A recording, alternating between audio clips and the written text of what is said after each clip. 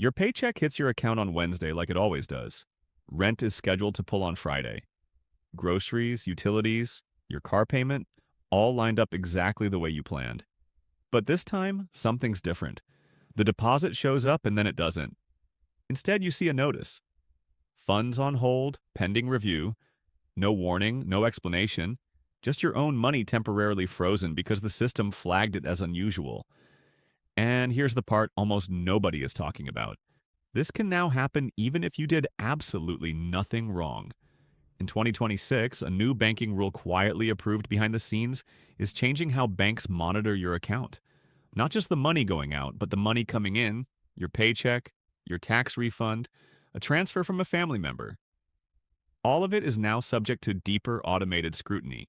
And while this change is designed to protect you from increasingly sophisticated fraud, it also means legitimate transactions can get caught in the crossfire. One unexpected bonus, one new payment source, one irregular deposit pattern. That's sometimes all it takes for your account to be flagged for review.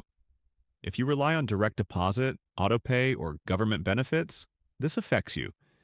If you assume your paycheck will always clear instantly, this affects you.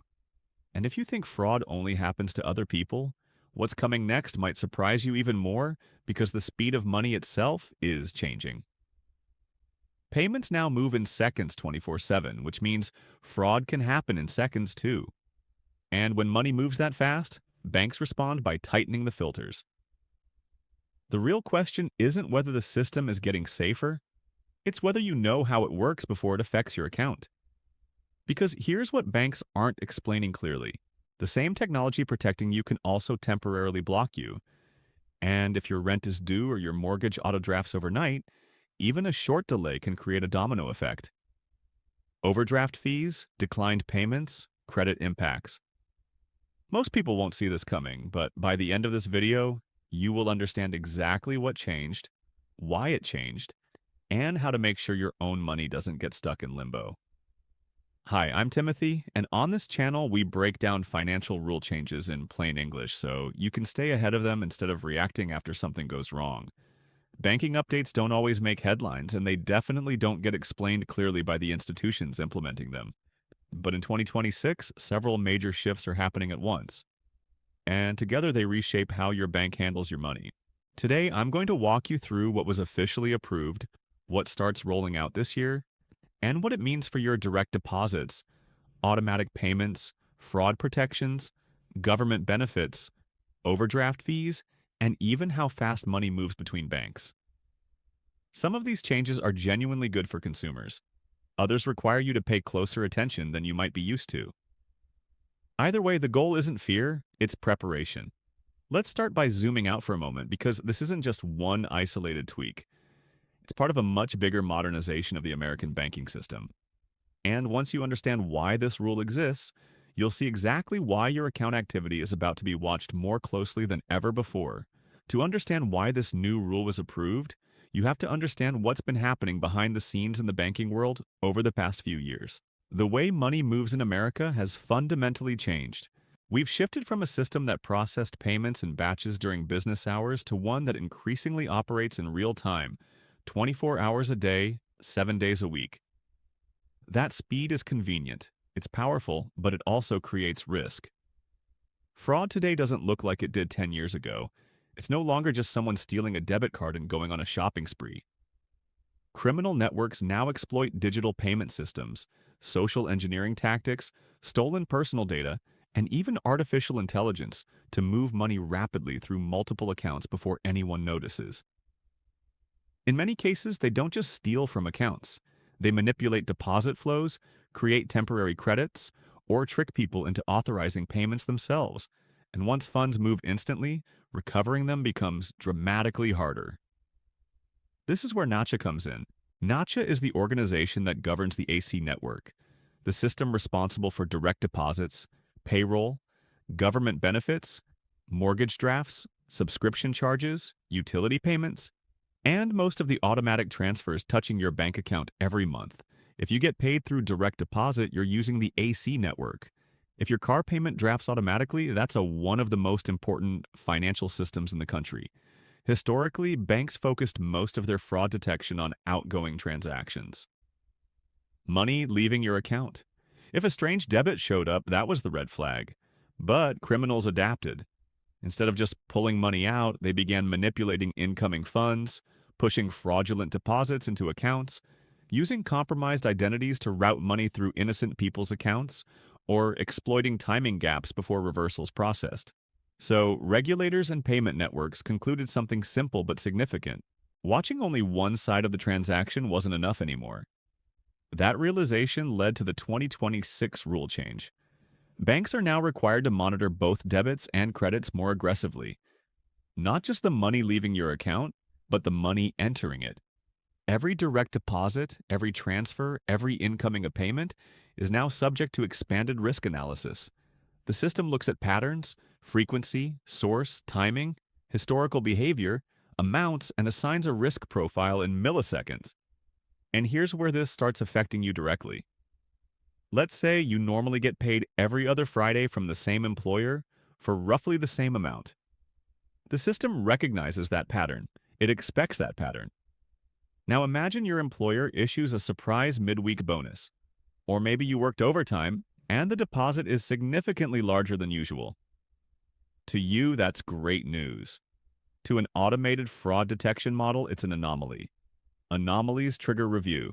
That doesn't automatically mean something bad happens. Often, it clears instantly.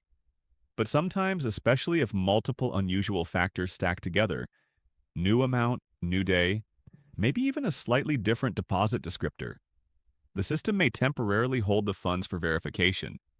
Not because you did something wrong, not because your employer did something wrong, but because the system is designed to slow down anything that doesn't fit the historical pattern. Now, imagine that happens the same week your rent autodrafts. If your landlord's payment pulls before the held deposit clears, your account balance might not reflect the incoming funds yet. That can mean a declined transaction or even an overdraft situation depending on your settings. And this is where people get frustrated because from your perspective, the money is yours. It was sent legitimately. But the bank's job under these new requirements is to verify before fully releasing. This doesn't just apply to payroll. Think about tax refunds. Many Americans receive a refund once a year, often a larger deposit than anything else that hits their account. Fraud rings frequently target tax season because stolen identities are used to file fake returns and redirect refunds. So, when a large one-time federal deposit appears, especially if it differs from prior years, it may be subject to enhanced screening. Or maybe a family member sends you money unexpectedly, or you sell something online and receive a transfer from a buyer. New source, new pattern, new behavior. All of those variables feed into automated risk scoring systems that now operate more comprehensively than they did before. Now, here's the important part. This rule was not created to make your life harder. It was created because fraud losses across the financial system have exploded. Banks are under pressure to reduce unauthorized transactions, prevent account takeovers, and protect both consumers and institutions from cascading losses. Monitoring both sides of the ledger significantly increases their ability to detect sophisticated schemes early, and in many cases, this absolutely benefits you. For example, if someone attempts to route fraudulent funds through your account as part of a larger laundering scheme, enhanced monitoring could block it before you're unknowingly entangled in something serious. If a criminal tries to deposit a manipulated check that later bounces, deeper screening might stop that credit from ever appearing available in the first place, preventing you from spending money that would later be reversed. So yes, the system is becoming stricter, but it's also becoming smarter. If this breakdown is helping you understand what's really changing and why, make sure you're subscribed so you don't miss the next updates rolling out this year. Because this is just one piece of a much larger transformation happening across the banking system. Now here's where things get even more interesting. Under the old structure, many fraud investigations were reactive. Something posted, then it was disputed, then it was investigated. The 2026 framework shifts much of that to a proactive model. Instead of waiting for damage, the system tries to predict it. That predictive approach relies heavily on behavioral consistency, which means your historical account behavior matters more than ever. If you regularly transfer money between accounts, the system adapts to that rhythm. If you suddenly begin sending large amounts to unfamiliar recipients, that deviation increases scrutiny. If your deposit patterns change frequently, gig income, side hustles, inconsistent payment sources, your account may naturally generate more alerts simply because it doesn't follow a traditional payroll model. This doesn't mean gig workers are targeted. It means variability is inherently harder for algorithms to categorize as safe. The more predictable your account history, the easier it is for automated systems to distinguish normal from abnormal. And in 2026, those distinctions are happening continuously in the background. So, what should you take away from this? First, don't panic if you ever see a temporary hold. It doesn't automatically mean something is wrong, it often means the system is doing exactly what it was programmed to do under the new rules. Second, if you anticipate an unusual deposit, a bonus, a large refund, a one-time payment, it may be wise to keep a small cushion in your account in case there's a short verification delay. That buffer can prevent overdraft domino effects if outgoing payments process before incoming funds are fully cleared. And third, get in the habit of monitoring your account activity more actively than you might have in the past. Not obsessively, but regularly. Because the new environment rewards awareness, the banking system is becoming faster, more automated, and more protective at the same time. And that balance, speed versus security, is exactly what we're going to explore next. Because once instant payments enter the equation, the stakes change even more dramatically. Now, while expanded monitoring might sound like it only creates friction, there's another 2026 change that quietly works in your favor almost immediately. And it has to do with something that has frustrated people for years: confusing transaction labels. You know exactly what I'm talking about. You open your banking app and see a charge that looks like XYZP84729CA, and you have absolutely no idea what that means. Is it a subscription, a purchase, fraud, a free trial you forgot about? You're forced to either Google it, dig through old emails, or wait until it posts fully to get clarity.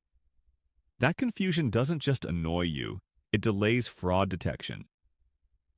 Under the updated standards, companies processing payments are now required to use clearer, standardized transaction descriptions.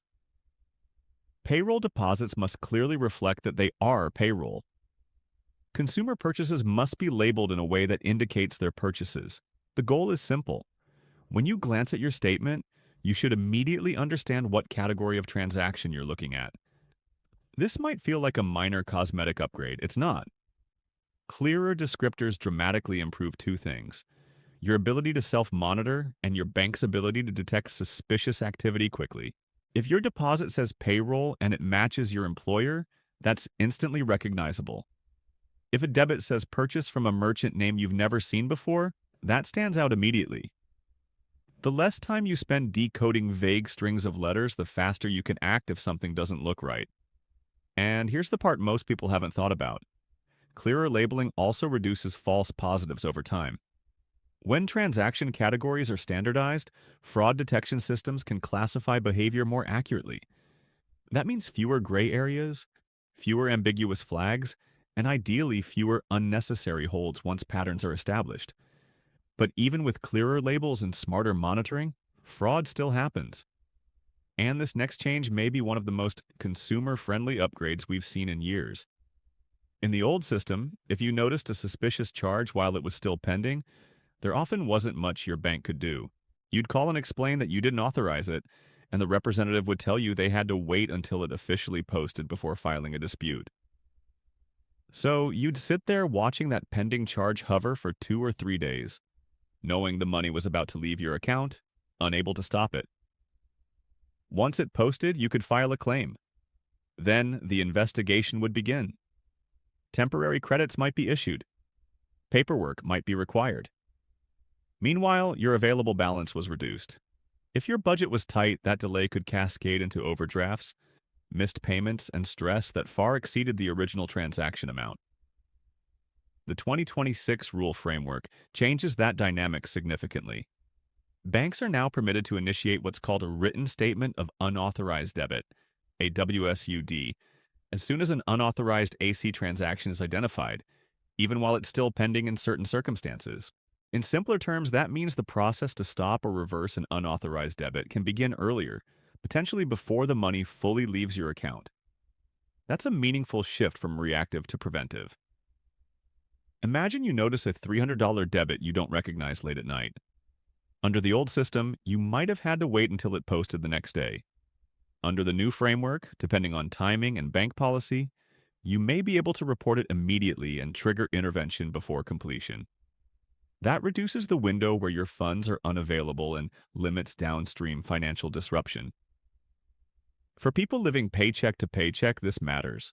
A temporary loss of even a few hundred can trigger overdraft fees, returned payment penalties, and late fees on other obligations. Stopping the transaction earlier doesn't just protect the single charge, it protects the stability of your entire account flow. There's also another important dimension here: documentation and communication between banks. The updated standards strengthen how financial institutions coordinate when unauthorized debits are reported. That improves recovery timelines and accountability across the network. Now, I want to be clear about something. This doesn't mean every fraudulent charge will be magically blocked before it posts. Payment systems are complex and timing still matters. But the rule change expands the tools banks have at their disposal, and that increases your chances of limiting damage if you act quickly. Speed now works both ways. The faster you identify something suspicious, the more leverage you have under the updated framework. That makes regular account monitoring more valuable than ever. Not obsessive checking, just consistent awareness. A quick glance every few days can make a significant difference in how a fraud case unfolds.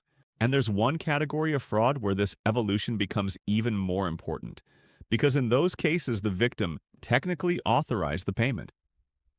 I'm talking about social engineering scams. These are the situations where someone doesn't hack your account. They manipulate you.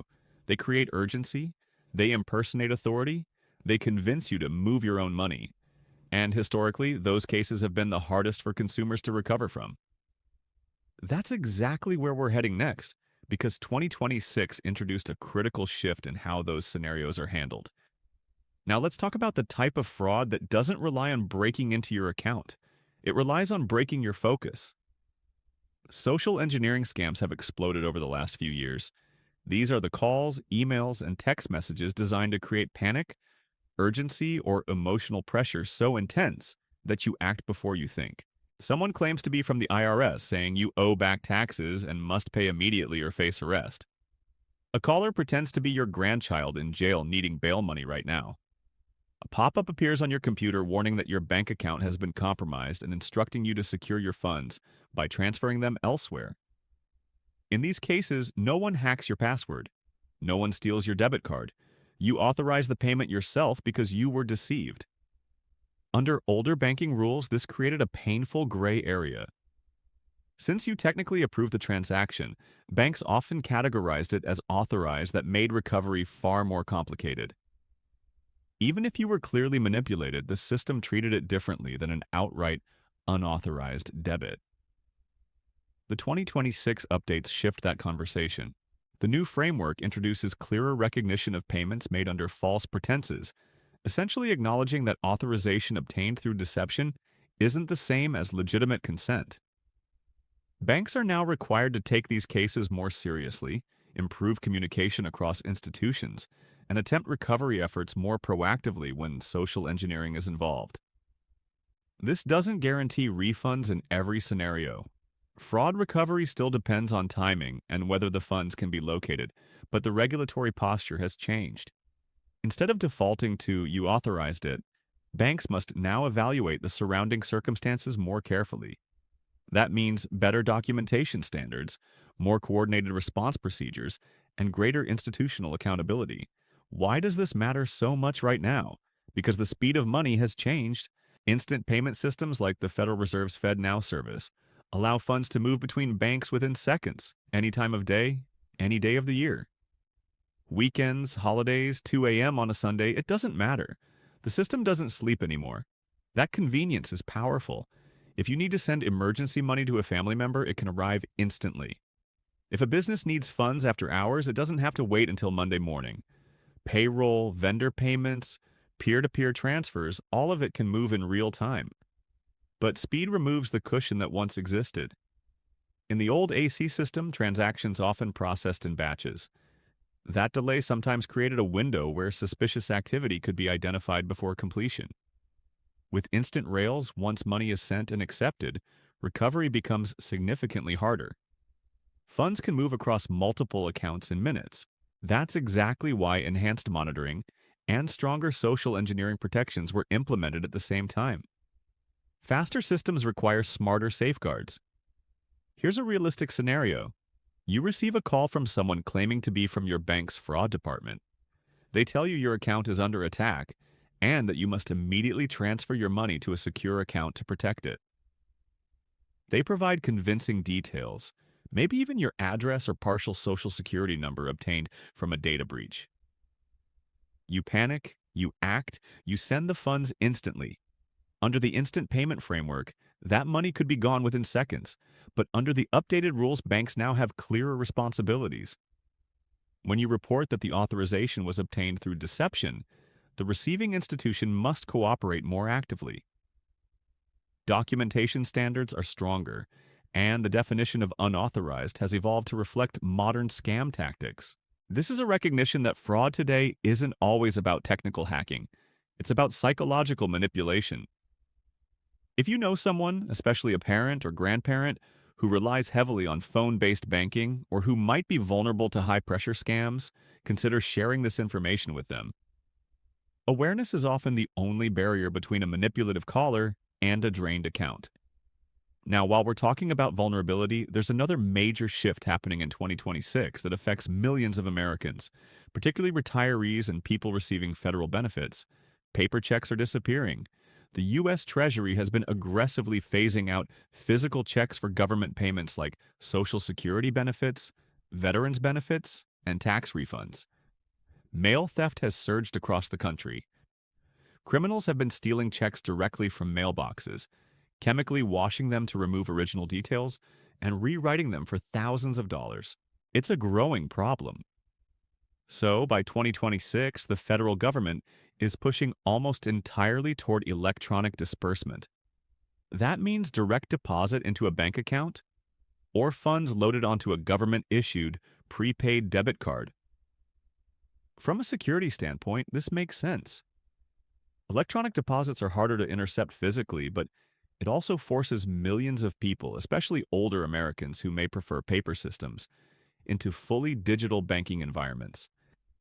And that's where the expanded monitoring rules we discussed earlier become even more relevant.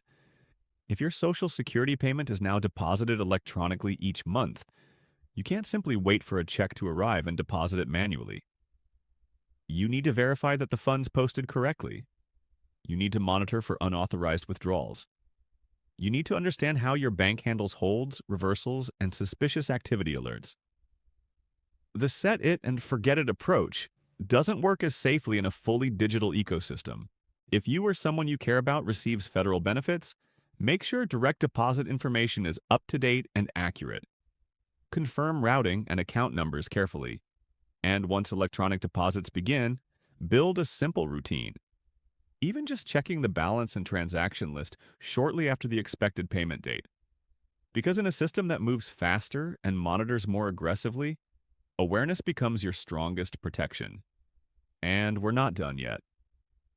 There's another layer to this modernization wave that affects how quickly money can move and how quickly overdraft situations can escalate, especially when interest rates and bank policies start shifting at the same time. That's where we're heading next. Now that instant payments are becoming more common, there's a side effect most people don't immediately think about, and that's how quickly overdraft situations can snowball. In the older banking model, transactions often processed in predictable windows. If you made a purchase late Friday night, it might not officially post until Monday. That delay sometimes worked in your favor. A deposit arriving over the weekend could settle before certain debits finalized, preventing a negative balance. But as payment systems speed up with instant transfers and faster processing, the timeline compresses, money leaves faster, sometimes money arrives faster, but the sequencing becomes tighter. That means if your available balance is miscalculated, even briefly, fees or declined payments can trigger more quickly than before. Let's break this down in real-life terms. Imagine your account balance shows $500. You're expecting a $200 direct deposit later that day. You schedule your rent payment for the morning, assuming the deposit will clear before the rent pulls, but the deposit gets flagged for review for a few hours under the new monitoring framework. Meanwhile, your rent debit processes immediately. Now, your available balance drops negative. Depending on your overdraft settings, one of two things happens. Option 1. The bank declines the rent payment. That might avoid a fee, but it could create late charges from your landlord or impact your rental history. Option 2. The bank covers the transaction and charges you an overdraft fee, often around $30 to $35 per occurrence. Overdraft fees have been one of the most controversial topics in consumer banking over the past several years.